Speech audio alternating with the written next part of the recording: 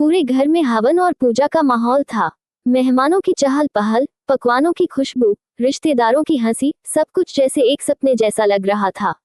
आज मयंक और रचना की शादी के बाद पहली बार घर में विशेष पूजन रखा गया था। रचना नई दुल्हन की तरह सजी हुई थी और उसकी मां आशा जी भी अपनी बेटी की किस्मत पर मुस्कुरा रही थी। लेकिन तभी एक साया, एक भूली बिसरी परछाई इस रोशनी के माहौल में कड़वा अंधेरा ले आई। दरवाजे पर खड़ी थी दामिनी।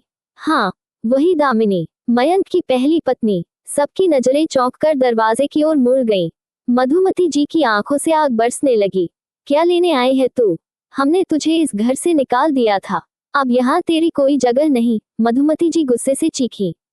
मयंक भी गुस्से में दामिनी की ओर बढ़ा, लेकिन इससे पहले कि वो कुछ कहता, दामिनी ने एक तमाचा जड़ दिया उसकी झूठी मर्दानगी पर। बांझ मैं नहीं थी, तुम थे मयंक। देखो ये रिपोर्ट, मैं माँ बनने वाली हूँ। दामिनी की आवाज में गुस्सा नहीं था, बल्कि एक टूटी औरत की जीत थी। तुम्हारी वजह से मैंने 5 साल तानों और आंसुओं में बिताए, और जब सच सामने लाने की कोशिश की, तुमने मुझे धक्के देकर निकाल दिया। अब देखो, रजत के साथ मैं माँ बनने जा रही हूँ और बहुत खुश हूँ। पूरा माहौल शांत हो गया। दामिनी की माँ मिठाई का डिब्बा लेकर आगे आई और मधुमती जी के हाथ में पकड़ाते हुए बोली, लीजिए समधन जी, हम तो नानी बनने वाले हैं। आप सोचिए, आपकी गोद तो आज भी सूनी है। सब रिश्तेदार खामोश थे, लेकिन आशा जी की नजरें अब सवाल पूछ रही थी। समधन जी, मधुमती जी बड़बड़ाई, आप तो जानती हैं ना, ये सब झूठ है। वो बस आज का शुभ दिन खराब करने आए हैं।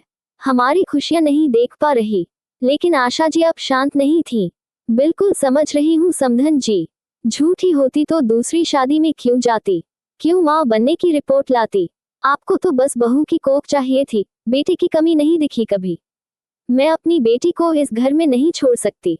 मेरी बेटी भी माँ बनने का हक रखती है। हम जा रहे हैं, और अब कोई रिश्ता नहीं। रचना का हाथ पकड़कर आशा जी वहां से चली गई। कुछ महीनों बाद खबर आई, दामिनी ने एक बेटे को जन्म दिया। और इधर मयंक और मधुमती जी अब रचना को मनाने की कोशिश कर रहे हैं। रचना ने शर्त रखी है, आधी प्रॉपर्टी उसके नाम हो, तभी वो लौटेगी। क्योंकि जो लोग एक झूठ को सच बना सकते हैं, वो दोबारा वही न करे, इसकी गारंटी कोई नहीं देता। और इस तरह जो लोग दूसरों के दर्द पर अपना भविष्य बनाते हैं, वो अंत में तन्हा रह जाते हैं। बड़ा अजीब न्याय है आपका, समधन जी।